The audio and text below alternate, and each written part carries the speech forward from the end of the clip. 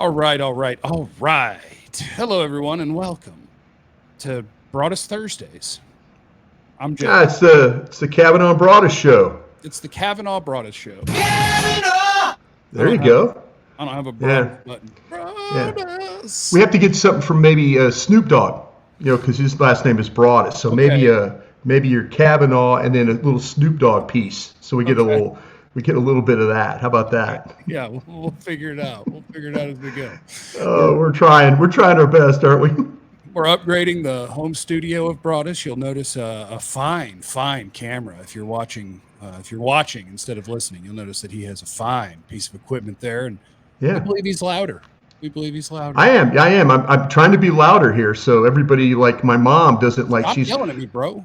She's like, "Hey, I love the show, but you're not very loud." And I'm Well, like, "Thanks, Mom. I appreciate that." Speaking of love, Jeff, I love that hat. oh, A thank you. blue a blue hat this week. Yeah, a blue hat. This is a hat from Melon, actually. And if you were to go to their website, melon.com, MELIN, melon.com/Cowboys, you get 30% off of your purchase. And they don't do discounts very often. You know why? No. Because they're the best. They don't have to. But we're here to hook you up. They're built to last 5 times longer than any other hat. And it's built for the water, Be careful out there. If you wear an above water hat in an underwater situation, Yeah. I don't know what I could legally say. I don't know what you Hey, can legally say about that, but I was seeing where you were going to go with that. make sure that if you're going to be in a water situation, you have water hat. Water hat. And great for golf too, because it's about to get really hot Yeah. all over the country. Yeah. And Yeah. they hate it. I'll tell you what, I hate the hat that has the sweat stain. Yeah. You know? Yeah. It, Yep. pro golfers don't have a sweat stain. No, they sure Get you a don't. Melon hat. Melon hat will not give you that sweat stain. Look at Brian pushing product. We love it. Melon.com/Cowboys. Hey, 30% off. anything about helping the cause, Jeff? Here we go. Oh wait, we got draft show. We got draft show polos on today. We got draft show polos on today. Look at us go. I think it's fun to do. Every time that we're about to get together, I go look at it. Where did that draft show polo go? All right. Hey, OTA. I get to be at a practice today. How about that? Hell yeah, Brian. Brian will be at OTAs today, and you can hear the reactions. Obviously, you can hear them on the G-Bag Nation from 2 to 7 on 105.3 The Fan, the home of the Dallas Cowboys, where Brian is part of a wonderful show. And also tomorrow, Votch Fridays. Are you doing Votch Votch Friday? Friday. Votch Friday on Votch absolutely. Marty's page on YouTube. You can find Brian and Votch, and you'll be breaking down the things that you see today. So today, I guess, is just more of a preview and the things you're looking for and all of those things, which is also fun. I want to start with this. Do you think that it matters at all when players aren't there? Like, Yes. okay, because Yes. like CD, Yes. the offense isn't changing, and so I'm like, yeah, whatever. And Micah, the defense Yeah. is changing, and so I wonder if Yeah. that's different. Yeah, I think Jeff. I was excited about your question because this is a topic that personal guys have a lot of discussion about in front offices, and we talk about. I understand the CD Lamb one, totally get that one. As a front office guy, the best you could do is say, okay, hey, he's doing something he feels like he has to do. It's my responsibility. Ada Pacifica, Todd Williams, Stephen Jones. It's my job to try and get something done so it doesn't turn into a holdout. We've seen it a couple times. It's not a holdout. It's a voluntary thing, but it seems like that everybody's there, so it's a little bit more than a voluntary thing to a lot of other players. The one that gets me is the Micah Parsons one. And I know there's a lot of Micah Parsons fans out there. I think you and I are Micah Parsons fans. I think that where Micah Parsons talks about leadership and wanting to take more of that responsibility, I think it's hard to be a leader and be an absentee leader. I think that's hard. You could talk about lead by example. The best leader you have on this team is Dak Prescott. His willingness to build a field at his home, that tells you all you need to know about wanting to be a leader and wanting to do things in a leading way. Micah, yeah, you mentioned it, Jeff. New scheme, new coaches, really the staff, very few coaches that are holdovers. A lot of them went on to the Commanders. There's some guys that aren't as great as Micah Parsons that are there trying to learn the system and learn what's going on and spending those opportunities. I don't think missing OTA practices are a good thing. I don't think missing any practices are a good thing. And especially when you start to talk about wanting to be a better leader. That's where the rub starts for me. If you want to be a leader, you got to go out there and lead. Leading from Philadelphia or Tokyo or Austin, Texas is not leading. It's and they could and this is the thing, Jeff, and I'm sorry I'm going on here, but this is what I think. It's a difficult situation for the coaching staff because you do not want to upset Micah Parsons. You don't want to put demands on Micah Parsons. So you walk that line where you're like, okay, he's going to come in shape. Everything's going to be fine. You keep telling yourself that. But there's talk about him wanting to be more of a leader, and it's hard to be that leader when you're in another area code. Yeah, I guess that one's interesting to me because I just don't see any leadership traits from Micah Parsons. Like, I think he's a wonderful player. He's obviously super awesome. He's one of the best pass rushers on the planet, and that doesn't mean that you're a good leader. I mean, I think you can look right across to what's happening with the different local team right now. Like, I don't think Luka Doncic has leadership traits, and that's okay. He's an awesome player. Fortunately, Kyrie's there. The Cowboys will be led by Dak, and and that's okay. So hopefully Micah shows up and kicks ass. Yeah, I think, Jeff, that you bring that up about Micah, and some of the whispers that you hear from that camp, it's not. Remember, Sean Sharif on 105.3 The Fan brought it up. I know I'd brought it up during the season that there were some whispers of players talking about, coaches, whatever, talking about. It's not Jerry and Stephen Jones that are talking about this. Some of his own teammates are talking about this. To lead, you have to build the trust of your teammates. You have to build that. You have to build that rapport, and for someone to follow you, you have to build that trust. And like I say, I think that Micah, you're right. I don't think Micah has the traits, and I think there's things that Micah talks about being a leader, but Micah is very much, to me, he's a guy that it's very regimented from July till January.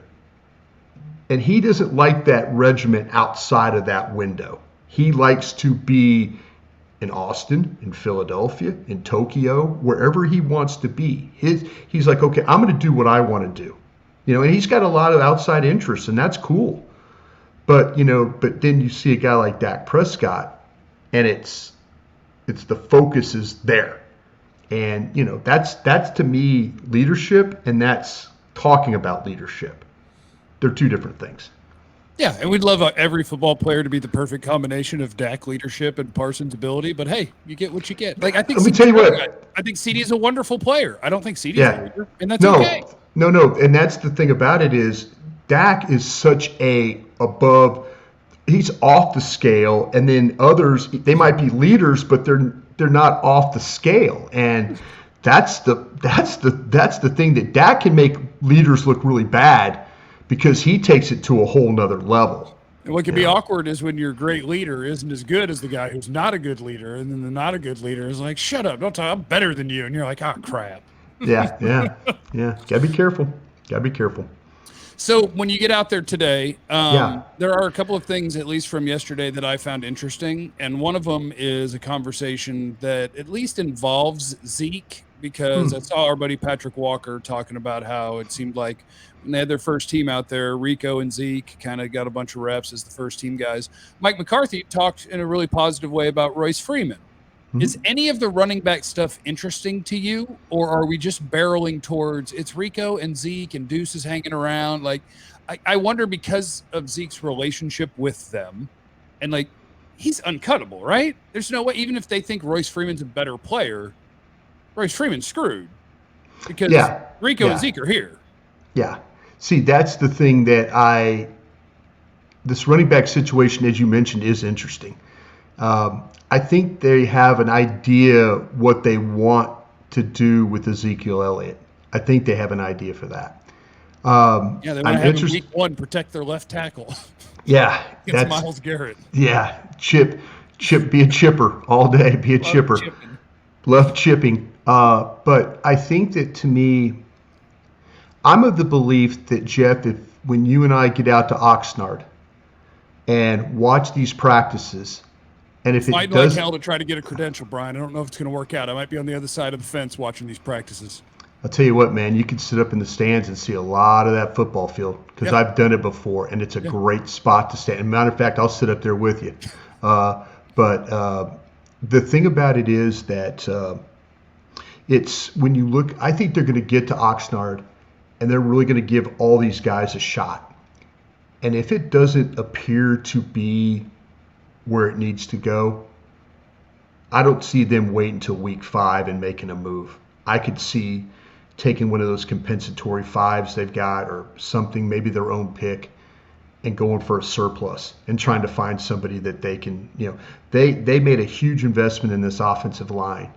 And if this offensive line shows promise, but the backs don't show promise, I don't see how you're going to go into the season and play running back by committee. I just don't think that's going to happen. So, yeah, Royce Freeman and all these guys, they bring them in as kind of a opportunity. I mean, Will is going to always protect himself. Will Buckley is the ultimate protect. Like, okay, I think I got enough guys. I'm going to add a guy just to kind of throw some balance in there, and some veteran balance in there in case things don't work out. And I just feel like, though, that if it doesn't look right, they're not going to go into the season being shorthanded at that spot, especially if you see some promise from the offensive line, that the line is doing their job, but the backs aren't doing their jobs. So that is definitely a spot that I'm keeping my eye on, as I know you are as well. All right, so let's talk about that offensive line a little bit. Yesterday, the things that I read say that, at least initially, and we'll see what they look like today when Brian has eyes on them, but that Chuma Edoga instead of Tyler Guyton gets your first team reps. Yeah, and you knew that was going to start. Is this a These are coaches, Jeff. You know this, man. Is this a crusty thing where it's just Mike Solari is old school and he's like, put the vet at left tackle? Because, I get that a 29th pick is not necessarily a top 10 pick. If it were a top 10 pick, he's lining up as your left tackle from day one. Mm-hmm. Why is the 29th pick so different? Let the dude go get the reps right now. Chuma Edoga is not your left tackle. But coaches, I guess, man. Coaches. No, you're right. Coaches will drive you nuts. And, personnel guys drive coaches nuts. Because you're sitting there like, bro, we busted our ass on this guy. We moved around in the draft to go get this guy. Matter of fact, we moved around to the point we got you 2 guys.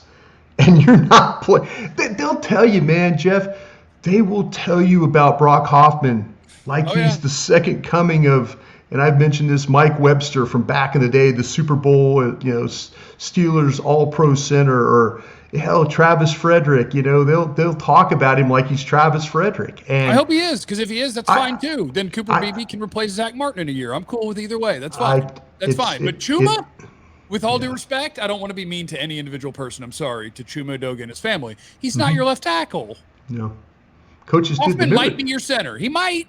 Remember when Joe Philbin didn't want to play Tyler Smith? I mean, Tyler Smith was not getting any work. I mean, they're like, he's running with the second team. Coach, this is what coaches do. That's your people, Brian. That's your people. No, I'm a media guy now. I was a scout at one time, but I'll tell you what, man, that S used to drive me nuts. Like, why did we draft this guy?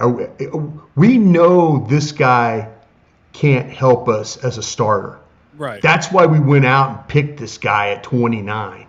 Yeah. Because we went to go get a starter. And by the way, Coach, we have a pretty good history of drafting first-round plug-and-play offensive linemen, if you haven't noticed. Yeah. So Mike Solari, I mean, hey, God bless you. Try. But he's got to work. He's got to play his room. And eventually, we'll see.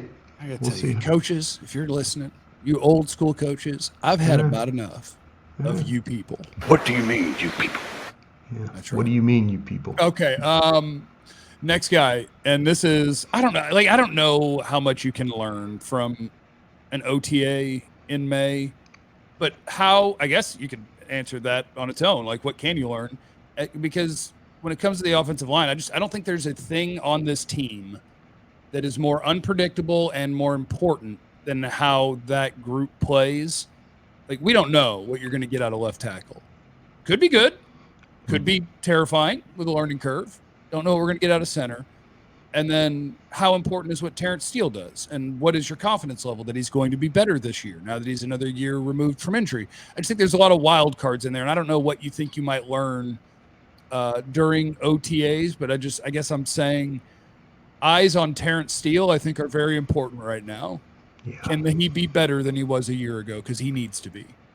Yeah, I was talking to some people in the organization about his health, and it appeared that there were several of these guys that, coming off knee injury, they weren't fully ready to play until like week 8, week 9.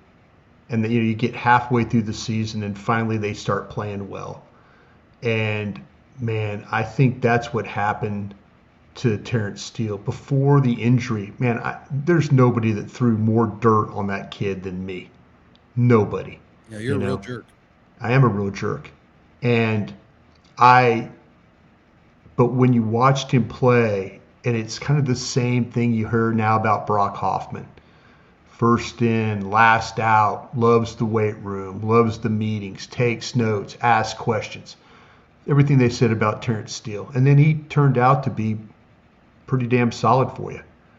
So to me, yeah, this is where I'm hopeful that a year of doing this will get him back healthy, now that the injury history stuff's behind him. So hopefully he'll go forward here.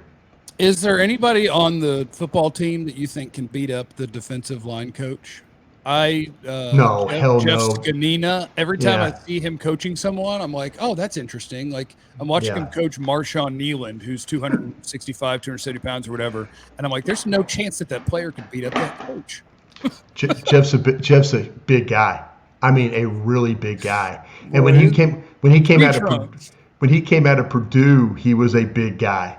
So yeah, it's pretty impressive. Yeah, you know what?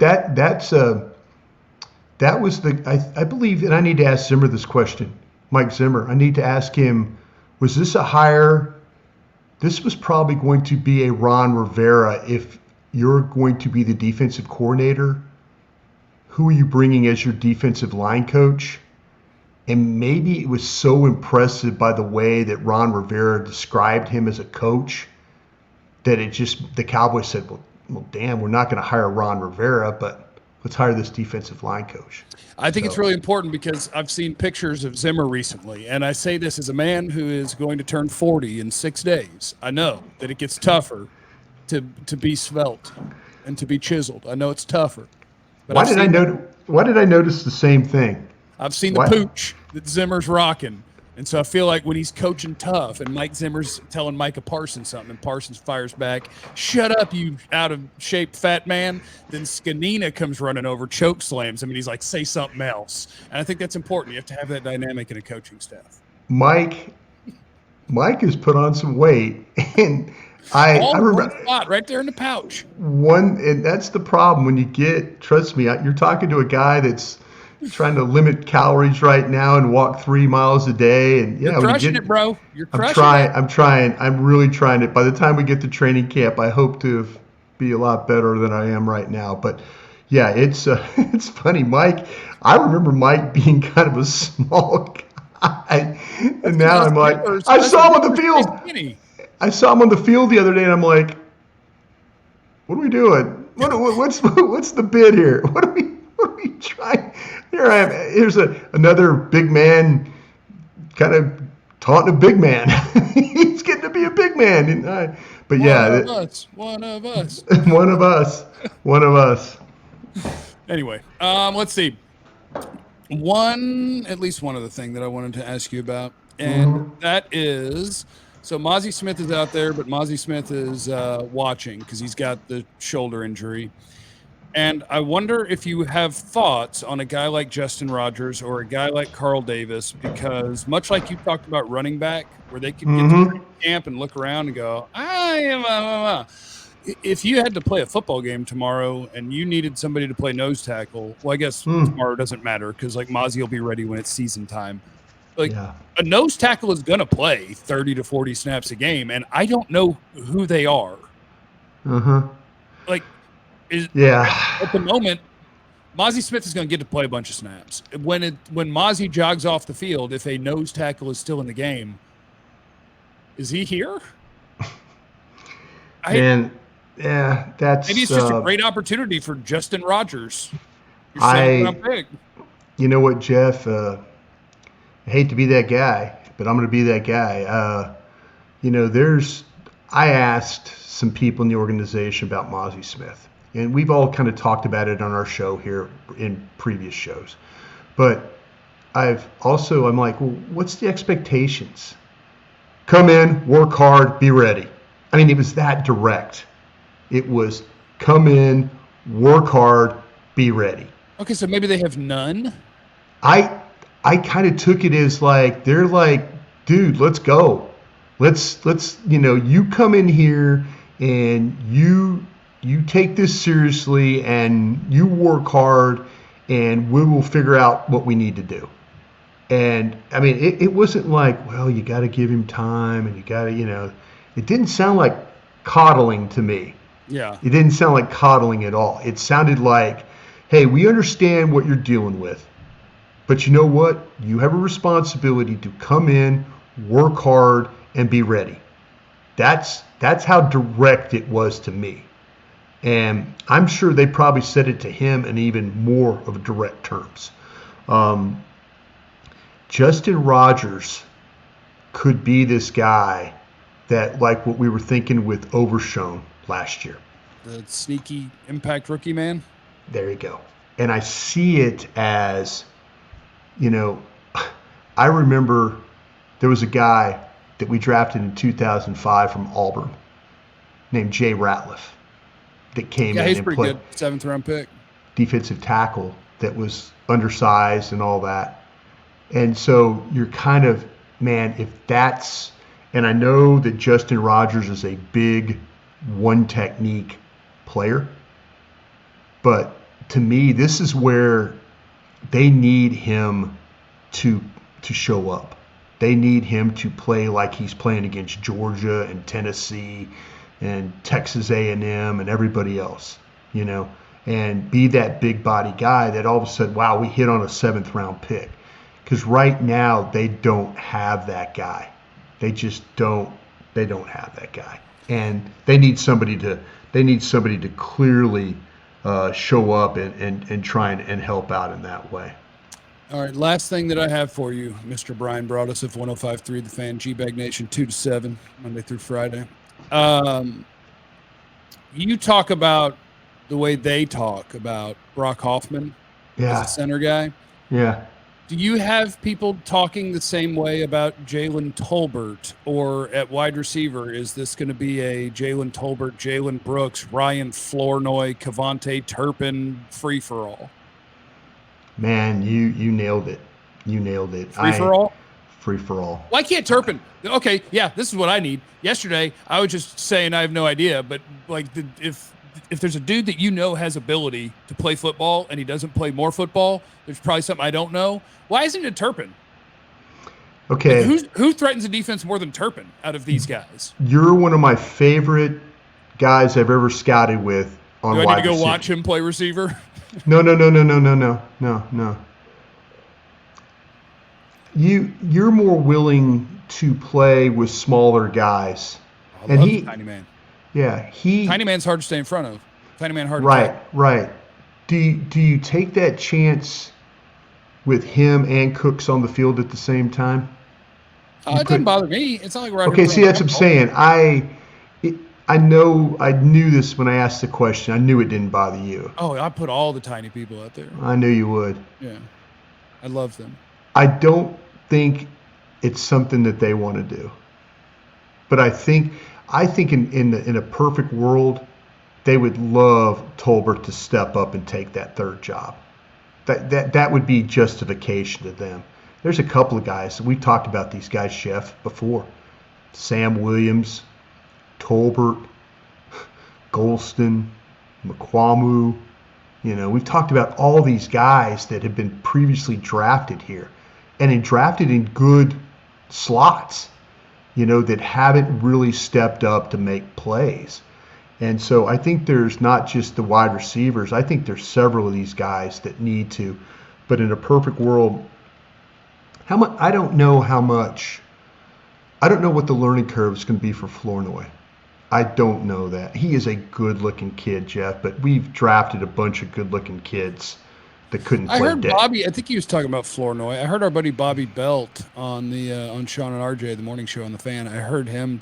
I think he was talking about Flournoy at one point where he was talking about an injury that he had, and then scouts were going out to see him, and they were thinking they were just going to talk to him, and he was out there, working, and they were like, "Oh, okay, so this dude, oh no, this kid will." It makes you wonder. He's been to 3 different schools, and you wonder sometimes that path to the NFL is a strange one. And he's got a strange path, but man, he is a good-looking kid that will go get that football. But you wonder, you wonder if, like I said, I thought Tolbert was going to be, when I was watching Tolbert's film at South Alabama, I'm like, this kid's a natural, and then it's so good. And he gets to the NFL, and you're like, where's that guy? Where is that guy? And so, I don't know, but I think it's going to be, a competition. I don't see this as, okay, this is our guy, lining them up. They're going to let them sort this thing out in training camp. They're going to let them sort it out, and and hopefully they get it done the right way. Thank you, Brian, and hopefully everyone who listens and or watches this will remember the things that Broaddus taught us. I'm trying. I'm looking for a catchphrase. I'm looking for a Broaddus catchphrase. Gosh, that was kind of deep, and it's kind of scary. I'm looking for all in the same. Hey, it's like, how about just be good to everybody, right? Well, you don't know what people are going through. Just be good to everybody out there, right? A little kindness goes a long way. And always wonder, is it the hot dog or is it the bun? Now this is a hot dog bun. I think it's a hot dog too. Remember, you have no idea what anyone's going through. We told everyone. What? How about Stephen Jones? It's got to be the hot dog. I guess a hot dog too.